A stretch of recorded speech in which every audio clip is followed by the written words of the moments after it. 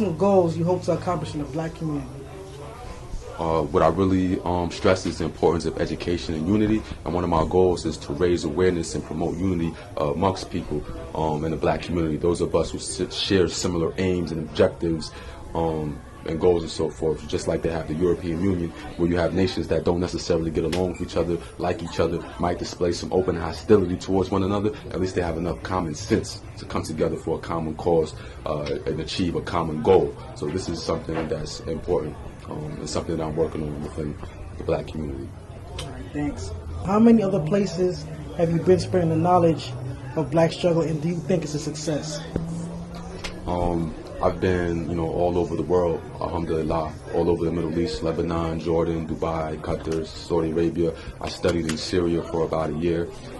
We've been to Libya along with Cynthia McKinney, who was a former presidential candidate and former congresswoman of Georgia. We all went on a delegation to Libya in support of the African Union. And to promote positive relationships between the Arabs and the Africans. We've been all over the United States, from Gary, Indiana, Detroit, Michigan, Chicago. Sat down with the grandson of Imam Chief Malik, formerly known as Jeff Fort, who started the Black Peace Stones. We have a line with Little Larry Hoover of the Gangster Disciples. We sat down with some of the top generals of the Vice Lords, and T. Rogers of Black Peace Stone Jungle was also a very good friend of mine. So this is all around promoting unity. Some of the places we've been, a lot of universities like Temple University, Tennessee State University, Medgar Evers, where my grandmother was at college, University of DePaul, Berkeley University, Temple, all over, different universities, different alternative high schools, juvenile detention centers, and community-based events like here tonight at this event that has been thrown by the Black Star Action Network. You think the message that was said here was spread to Tampa Bay University locals and youth alike?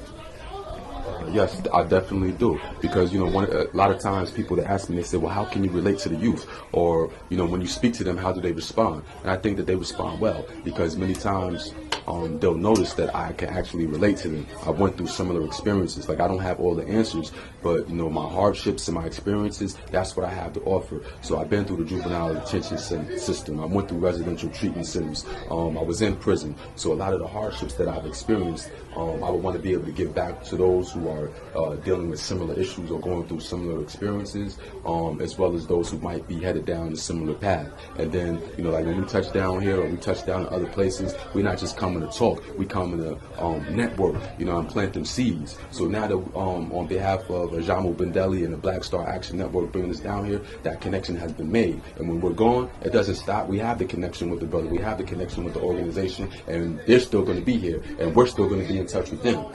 So, and the brothers, are very sincere, and they come from a similar background. So I'm pretty sure that they're going to keep it going, and we're all going to keep it going.